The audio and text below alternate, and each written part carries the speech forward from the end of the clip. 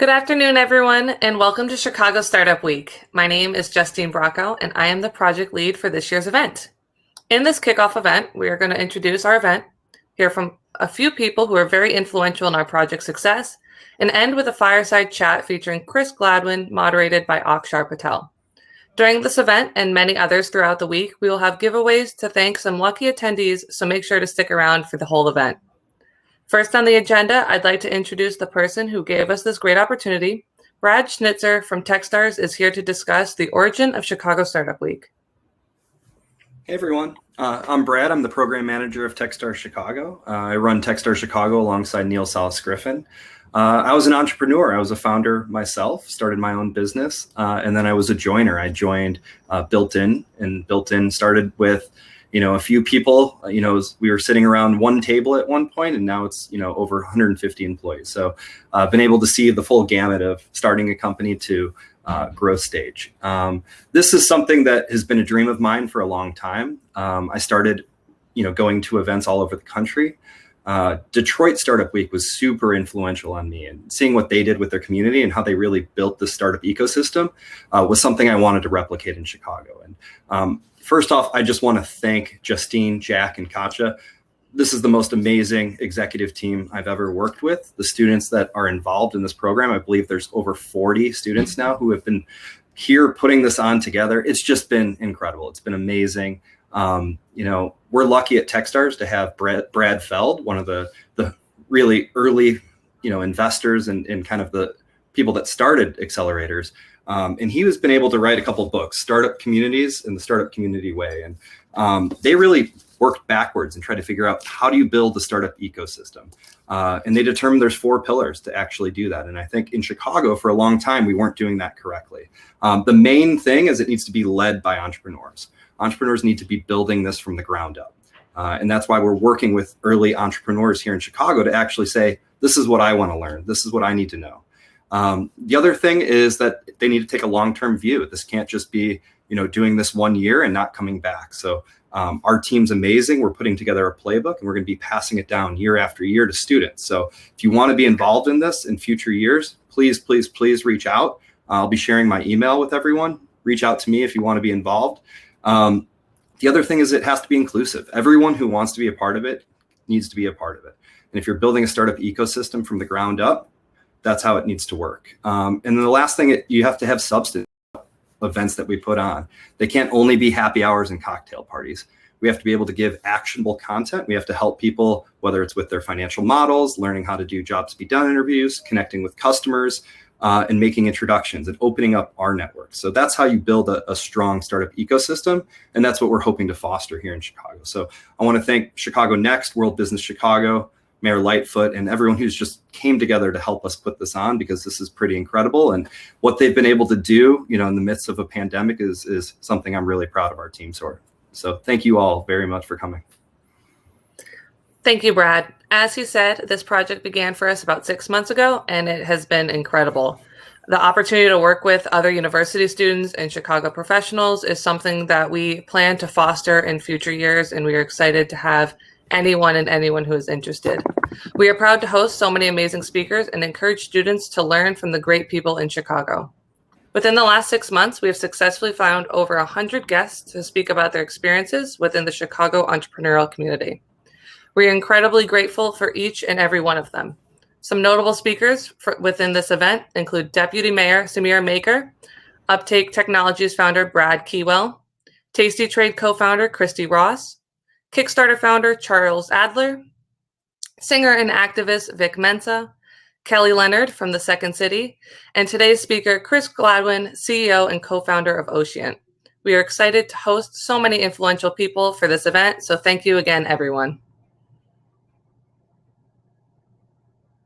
So much, Justine. That was awesome. Thanks for introducing the event. Now I want to someone that has been a constant mentor and given the team unlimited guidance in the process.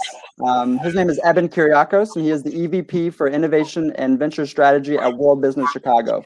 We just want to take a moment to thank you for everything you've done to make this event possible.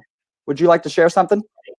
Yeah, absolutely. Well, I want to thank the organizers of Chicago Startup Week and echo exactly what Brad said, which is this team has just been incredible. And I really appreciate Brad and the team for reimagining Chicago Startup Week as an all virtual student experience. This couldn't be a more valuable experience for our local college students and high school students who see all the amazing things that are happening here in the Chicago tech ecosystem and trying to figure out, how do we access this community? How do we learn more about the leaders in this community?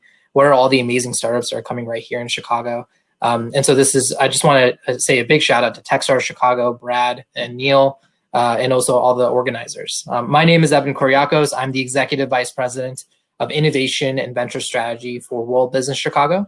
WBC is the city's economic development organization chaired by the mayor. And I manage our portfolio of programs really focused on driving growth and opportunity for our local tech economy and our innovation ecosystem. I'm really excited to be here for Chicago Startup Week because we really want to share all the incredible opportunities with Think Chicago, which is our national STEM talent attraction and retention program. And so this is an opportunity where we connect students with career opportunities in our thriving tech and innovation ecosystems. The students really enjoy this programming because it's much more immersive, much more interactive, an incredible opportunity to engage with a variety of leaders in our local tech community. And for so many of our startups, they are really relying on Think Chicago and even Chicago Startup Week to show more about, yes, they're small and mighty teams, but with incredible career opportunities for everyone that's participating throughout this entire week. So the thing I would love to recommend to everyone is please check out all the official Chicago Startup Week partners. We have over 50 amazing local companies and startups and organizations that are looking to connect with students. I would also recommend for everyone to please submit your resume in the resume book. By the end of this week, we'll be organizing a resume book with all your resumes and sharing that with all the company partners so that they can check out, one, your interest in these incredible career opportunities, but for you, an opportunity to learn more about internships, part-time roles, and full-time roles. Again, I want to thank all the organizers of Chicago Startup Week for this incredible opportunity. This is a big event for Chicago, especially as we're dealing with the complexities of the pandemic. Even if there is a light at the end of the tunnel, doing this big virtual event is really difficult, and I'm super excited to see all of you here. Thank you, everybody.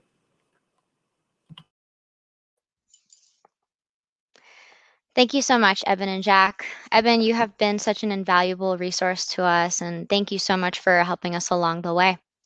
Hi, everyone. My name is Katya Berthold, and I am the University Liaison, and I served as a bridge in order to connect our student entrepreneurial community. Today, we are also joined by our very own Chicago Mayor, Lori Lightfoot, with a video she prepared to welcome everyone to Chicago Startup Week. I'm going to switch screens to the video now, so audience members, now is the time for you guys to join in. Please make sure you click play once you see the video in front of you. It won't play on its own, so you have to make sure you click it. Enjoy. Hello, everyone, and welcome to Chicago Startup Week. I couldn't be prouder to join the thousands of participants to celebrate Chicago's dynamic, resilient, and growing entrepreneurial and innovation community. I also want to give a special nod to our university students who have united the student entrepreneurship and innovative ecosystem. Here's a stat I want to share with you. Venture capital funding in Chicago hit an all-time high with nearly $3 billion, that's billion with a B, in 2020 alone. That didn't happen randomly. For years now, Chicago's been working to develop a top-down, industry-wide ecosystem that encompasses everything from our world-class universities to our top-tier STEM talent, our thriving corporate base, and so much more. Allowing our entrepreneurs to take their idea from development to market every step of the way. A key part of Chicago's success has been our focus on growing our tech scene in an inclusive way by developing the huge levels of raw talent we have in our neighborhoods. Let me give a special thanks to our 2021 organizers for their incredible work in reimagining Chicago Startup Week in 2021. With a special salute to Techstars Chicago, Intinium Illinois Tech, and several student entrepreneurship organizations from our local universities, city colleges, and CPS. Thank you all for participating and welcome.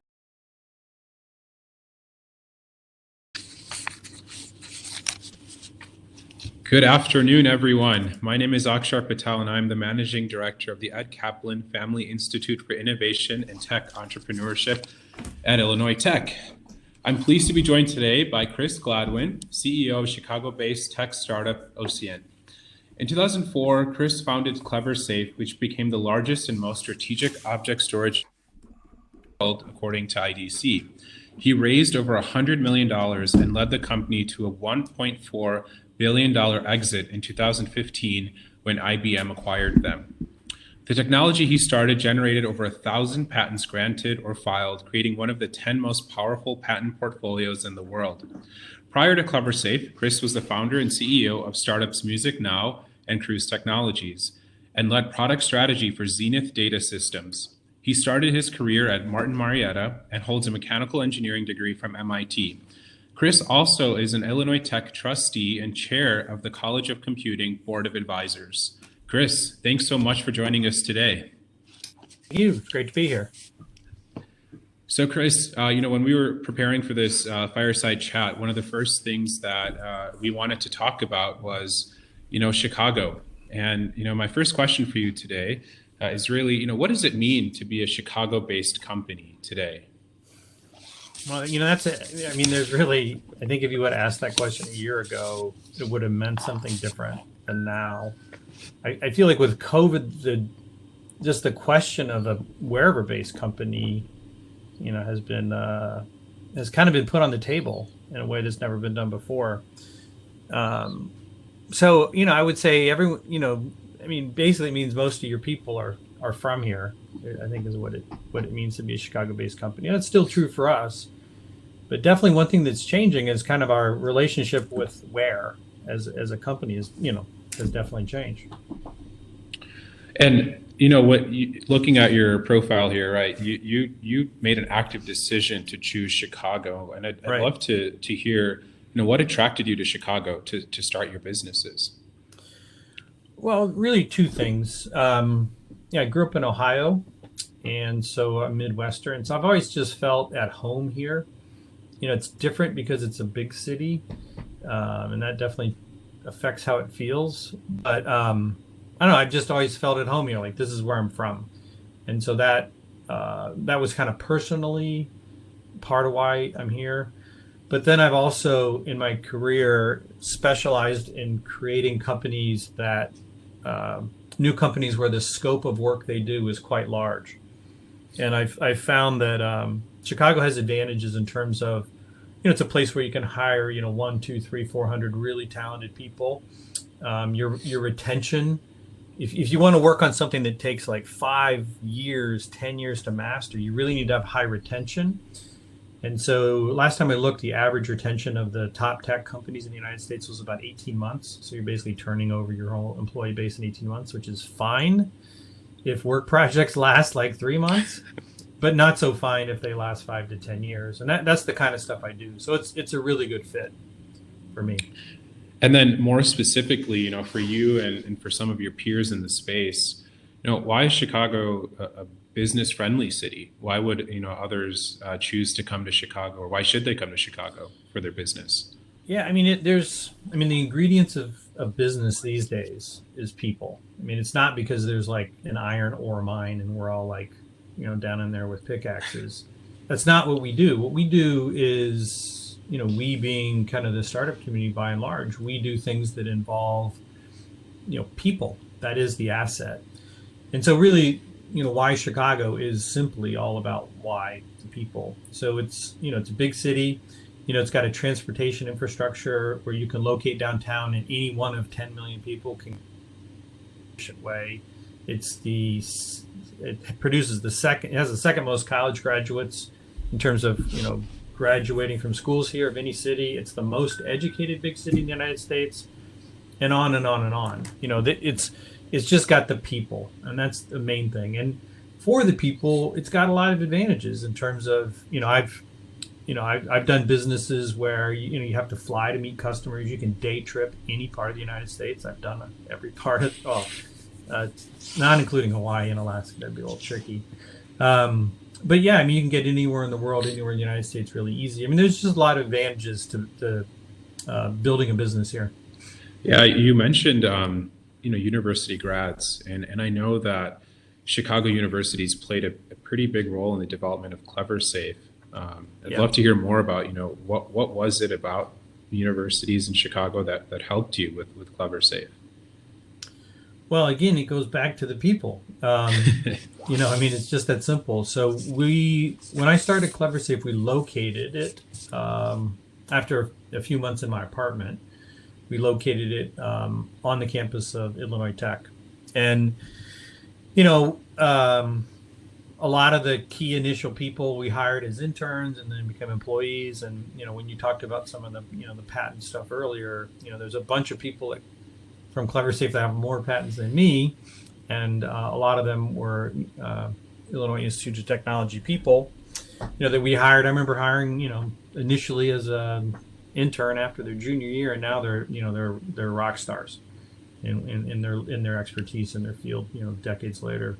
But it really was people. We found the quality of students we could attract, not only from Illinois Tech, but University of Illinois and other places, was just stellar. And you talked about that patent portfolio we made. It was a measure of how much innovation we were doing, and it was hard.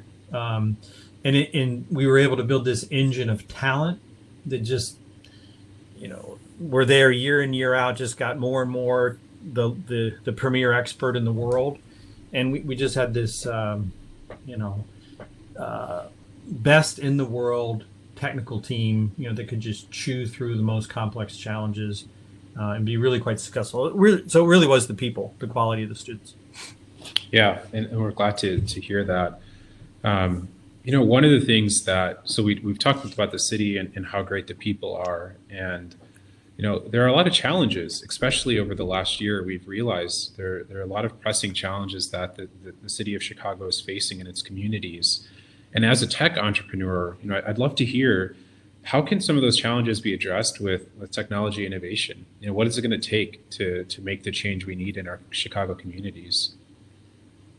Well, I mean, there's a lot of challenges, and one we can talk about, I think, is diversity. Is that there still is a significant amount of underrepresentation in the tech community, and it's a real problem. Technology has really become kind of the growth engine, economic growth engine, head and shoulders above every other growth engine ever in the history of the world. And unless you have genuine representation at every level, investors, board members, founders, executives, interns, managers, throughout the whole thing, you're just not, you're not going to get that kind of participation in, what is the greatest economic engine ever. And that's important.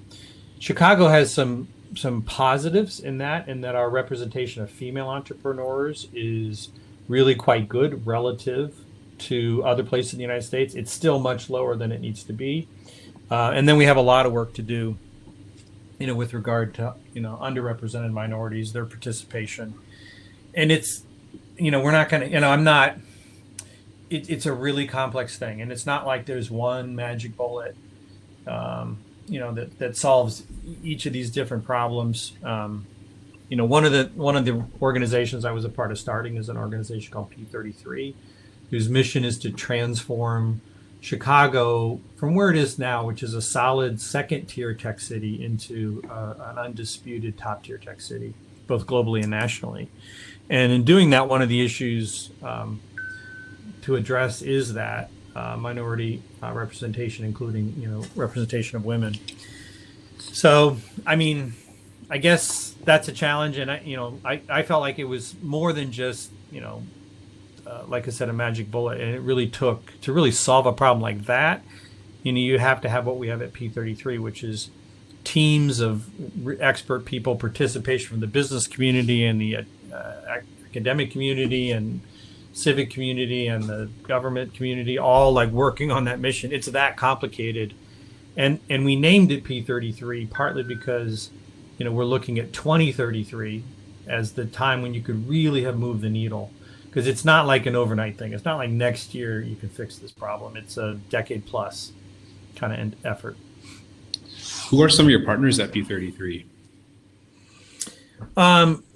I guess it's fair to say just about all of the Chicago business community, all the universities, it really, one of the things that was important in creating P33 is we really wanted the business community to embrace it as their own.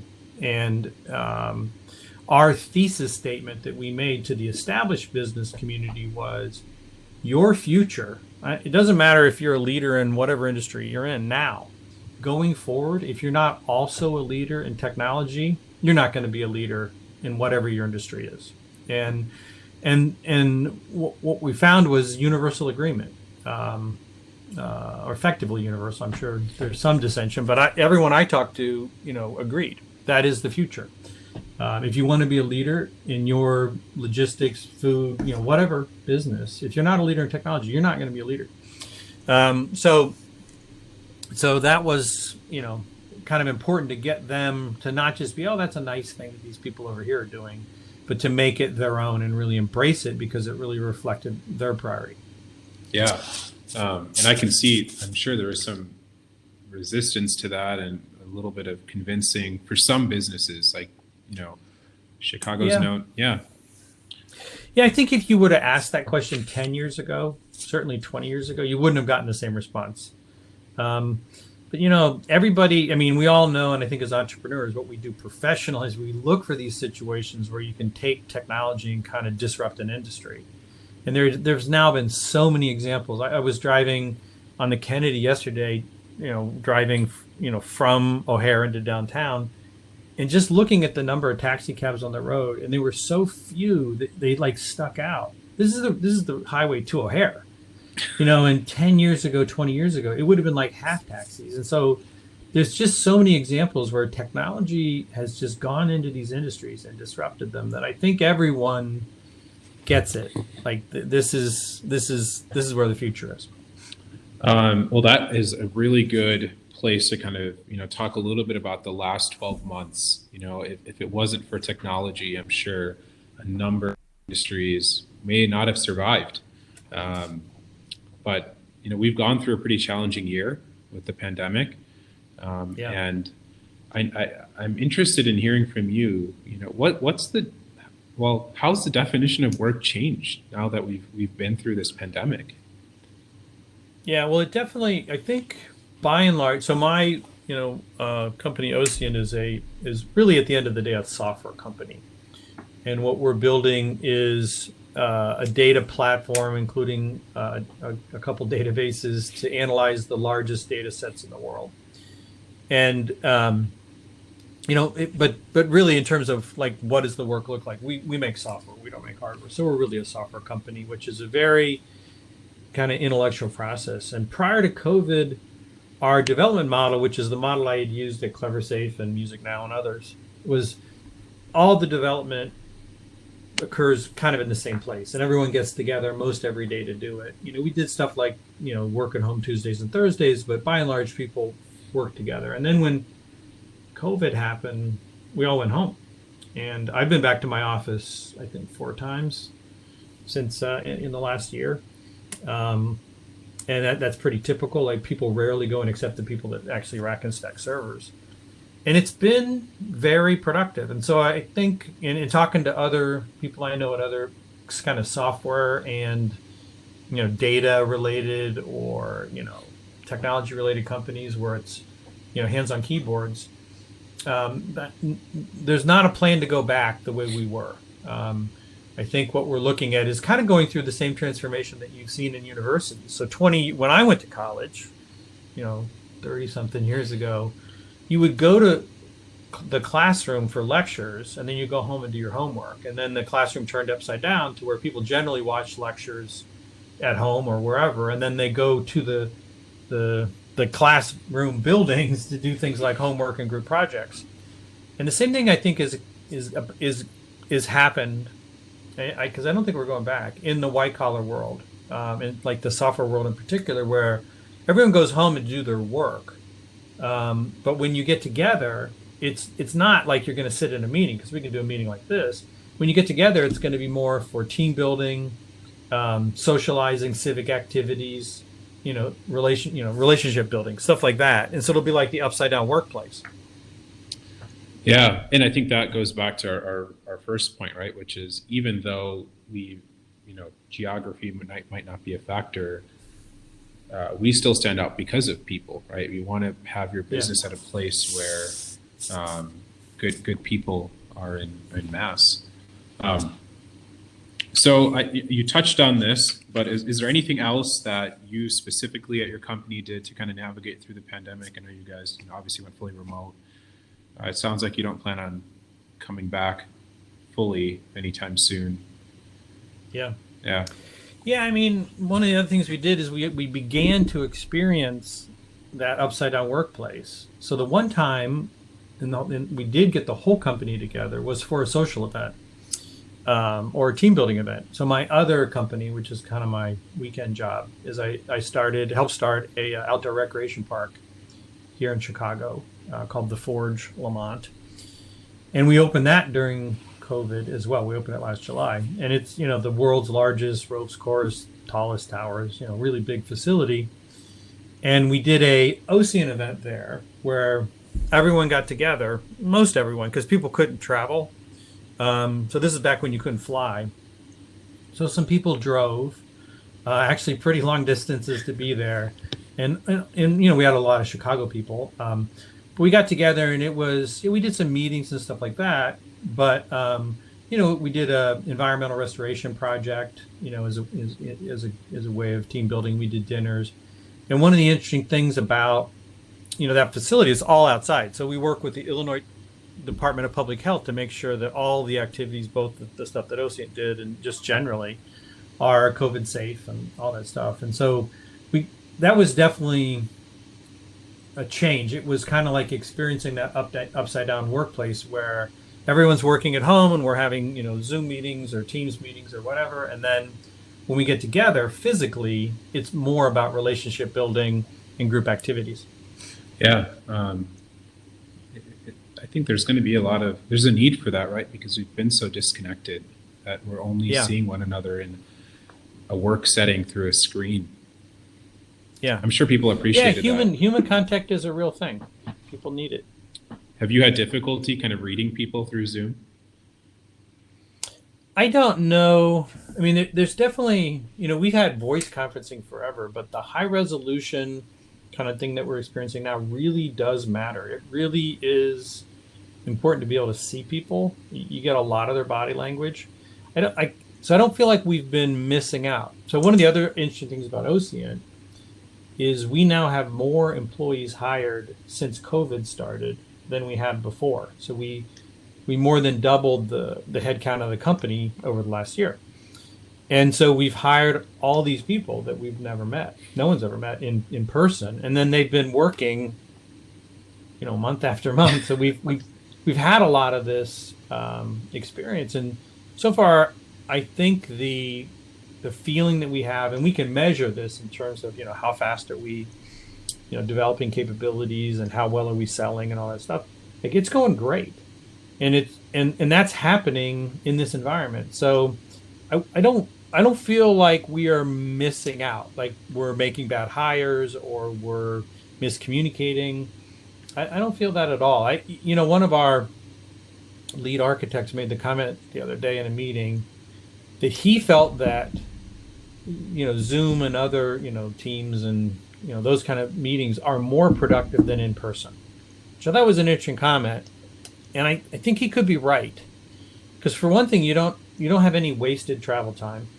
And two, the other reality is everybody knows that, when you're in these meetings, a lot of times if it's not really in your topic area, you'll start, looking at your email or catching up on a document or doing whatever, and that's fine. It's not, it somehow is more acceptable to do that if you're not in person. And the reality is people get a lot of work done, like most people. I'm in a meeting like this 6 to 8 hours a day, most days. But meanwhile, I'm getting other stuff done, and then I've got some free time when I'm not in a meeting. It's working, I guess is the short answer. And we're not finding, we made a mistake, we hired this person. I mean, every once in a while, even in person, you hire a person that doesn't work out for whatever reason, and that rate has not gotten worse, certainly. So it feels like people are working more efficiently now, and sometimes Yeah. using our brains a little bit more than we used to. Yeah. I mean, the other efficiency that's not to be denied is the average commute time, is probably 45 minutes, maybe an hour for people just generally. And I think that's been true since like Roman times. I mean, that's about how long people commute.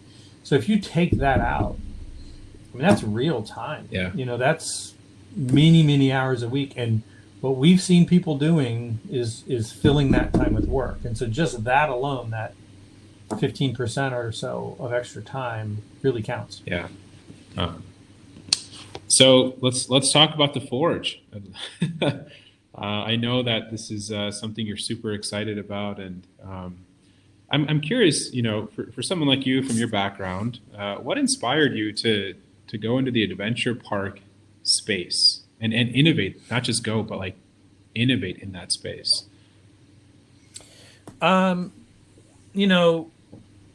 I guess from both myself and my other partners on the project who also had a lot of experience in starting new companies as well, we just couldn't help ourselves, and that we didn't originally think that we were going to build the world's largest aerial adventure course, and acquire like a square mile of land and all these things that we did. But what happened was, as we began to look at the opportunity, what we learned was the business was actually a better business, and we could deliver better value at higher scale.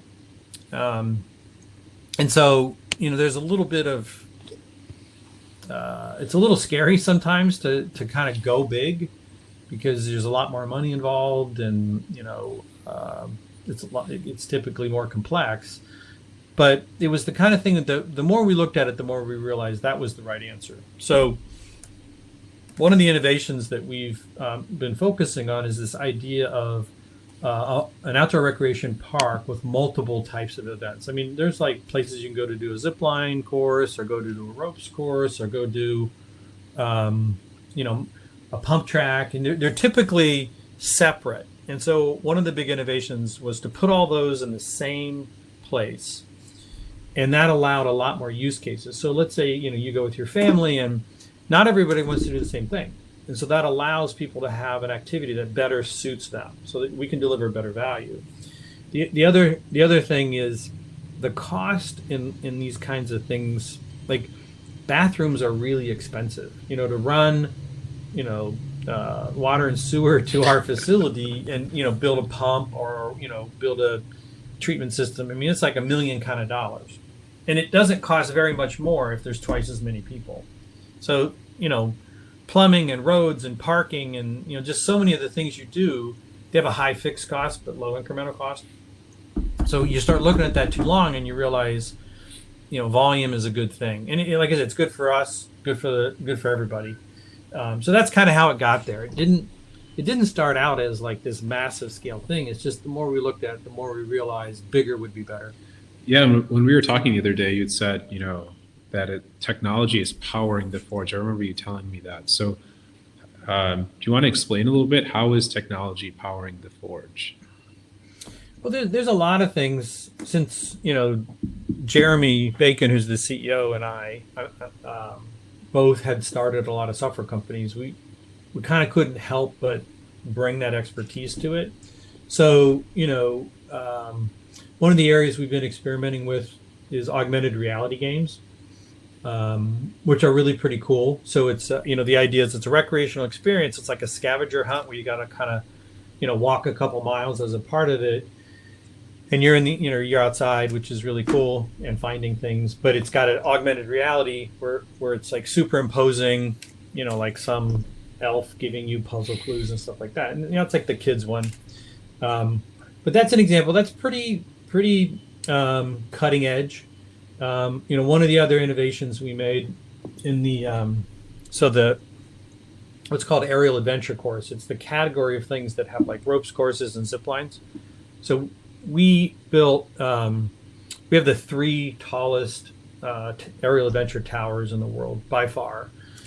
And one of the reasons is we use steel. And typically, most zip lines and ropes courses are mounted on wood or trees. And the idea of building it out of steel was kind of a different technical approach. Now, this is in Chicago, right? This is the home of the skyscraper. So building tall things out of steel, is kind of natural to us. And actually, the tallest tower we built is called the Skyscraper Tower, and it's kind of designed to look like the Sears Tower coming apart. So, that's an example of an innovation. And in doing that design, there wasn't a steel fabricator that had previously done anything at this scale. So we actually used a company called Nucor in Indiana. And it's kind of like, the designers designed the course all by wire in software. There was no testing, or prototype building. And then they sent, a bunch of CAD files to this metal fabricator who had never fabricated an aerial adventure course. You think of them as like a really big 3D printer. And then every piece was no bigger than the size of a flatbed truck. And so, they start making these pieces, and then, truck after truck after truck comes in and unloads it all. And then one day some really tall cranes show up, and it was like a big erector set. And that was state of the art, for sure. It was groundbreaking even in the outdoor adventure space. That's being someone that studied engineering. I can imagine being the recipient of a file like that and being like, what do I do? It was also funny because we hired, there's a profession they're called erectors, like people that put up steel frames. So they had never, the erectors we hired, they're very experienced. I think they're out of Lockport, the next town over. And, but they had put up buildings and skyscrapers. They never put up towers for an adventure course. So we had, not because we wanted to catch them or anything, but we had time-lapse video watching them put it up because we're all excited. And there's 8 of these towers, and the course is called 8 Towers. And so we watched them. Like the first one, they put up part of it, they take it down because they didn't quite do it right. They put it up again, like the 4th try. But then once they got it going, it just everything went up real fast. But we could see even they were kind of learning on the job. The first time. It was pretty cool. I'm curious, have any of your competitors, taken note of some of the things you've done? In the aerial adventure industry? Yeah. I'm sure. Yeah, it's a very interesting industry in that you don't really have a lot of it's a very localized phenomenon. People that are going to come to our park aren't considering 3 other parks like it because there actually aren't 3 other parks like it. It doesn't really have competition right now. Most of that market, actually, the aerial adventure segment in general is a healthy, large, growing segment, but greater than 95% of the existing business, they focus on kind of a vacation destination, like a zip line next to the Grand Canyon. So like one day you go to the Grand Canyon, the next day you do this. Our market is a local market, like a day use. We're just really focused on the 10 million people inside of Chicagoland coming for the day. So it's very different, and that was an innovation in itself to put this kind of a facility inside of a 10 million or so metropolitan area. That had never been done before either. So that was also innovative. Would people do this on a day use basis? Because traditionally these have primarily been, more of a vacation event. So I think that really helps kind of transition to my interest in you as an entrepreneur, right? Clearly from everything you're saying, you put a lot of thought into any venture that you're going to pursue. And I'm interested, for those that are watching, how do you know if you should be an entrepreneur? What should you look out for?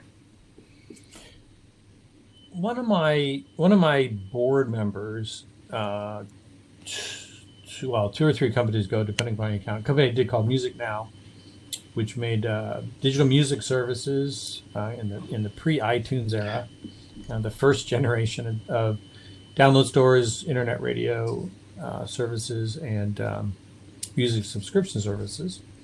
So one of my board members was a guy named Randy Kamazar, And I remember when I met him, he was publishing a book around that time called The Monk and the Riddle. And one of the things we talked about was the how do you know you should be an entrepreneur question. And his test was if you knew in advance of starting a particular business that it wasn't going to be a huge success, would you still do it? And the answer should be yes. It should be you're just so excited about doing the work of this company that you just want to do it, and you'd still do it if you knew that it wasn't going to be this big huge success, because you just want to do that work. There are people who are artists that don't make a lot of money, but they're just so into being that artist. And there's a lot of other occupations where people are choosing, not because it's about how do I make the most money possible, but this is who I am, this is what I do. And so I think you got to think about that way as an entrepreneur. Is that just who you are? Do you is it a must that you have to do this, even if you knew it wasn't going to be a big success? The issue is if you don't feel that way, you're going to have competitors who do, and they're going to outwork you. They're just going to go at it harder because they're that into it. And so you really need to have that level of just like, I got to do this. And there's so many examples of that that we've seen all over the place. Two people kind of duking it out, and one just hustled harder than the other. Yeah. For the audience, I think we could drop questions in the chat. I have just a couple more questions here for Chris. Chris, what we talked about this before as well, but for many of the people watching today, they may be working for entrepreneurs. And as an entrepreneur, what are some of the qualities you look for when you're looking to add people to your team? Well, let me first say that the kind of entrepreneurship I do is starting companies that have kind of big scale. So, like at Ocient now, we're at 80 people. We're hiring 40 more people this year is the plan, and we'll hire, more than that next year and beyond. So it's not like it's this business that I'm doing. I'm really just orchestrating, a large community of people. I mean, that's really what I do. So it's not like, I'm the only entrepreneur. So I think for most everyone at the company, they're a part of an entrepreneurial community, and it's not like they're all something and I'm the entrepreneur. Like, we're all the entrepreneur here. That's kind of how I see it. In terms of doing that, most of the work, like every aspect of the business has, different kind of entrepreneurial craft to it. Like, how do you define a product, the first time? That's really, high level expertise required to do that. Like, how do you define a new data analysis architecture from scratch? How do you describe this thing to customers? Like, just so much of what everyone does is really kind of the entrepreneurial thing. And, I have found that for kind of these larger scale entrepreneurial ideas, you really just have to have experience in it throughout the company. There's just not many examples of no experienced founders that get funded to build companies like this. Like, there's just not. I mean, try and find one, for this kind of enterprise IT stuff, because it's not like that. You must have a great deal of experience, not just, and by the way, you also don't get ever funded just like one person shows up and here's the check. Like, you have to have a whole team of people just to get the seed funding. That's just the nature of this. So it's really like everyone gets to participate in the entrepreneurial process, and that's why I think it's really awesome experience for people to be a part of it, because they really see it. Like, the first time you sell to a customer, the first time anything happens, you can look around the room and every single person that did that. It's really yeah, it's something we talk about at the Kaplan Institute, is the entrepreneurial mindset, right? So regardless of whether or not you become an entrepreneur, that mindset is important. And I think having that skill and the hustle, right? Being willing to work really hard to do excellent things, regardless of where you go, is important. I like that you said, you're not the only entrepreneur, right? It's not like I'm going to strap this team together, since everyone has to think entrepreneurially. Yeah. All right. So, question from the audience: how do you know if you have a good business idea? Well, businesses do not fail due to a lack of sales. I mean, that's and another way of putting it is, if the sales are working, pretty much every other business issue gets figured out. So that's it. I mean, do people want to buy it? I mean, there's no way around it. That's existential. And so if you've got something that people really want to buy and they don't have alternatives, that's a good idea. So you got to get out and talk to your customers, potential customers.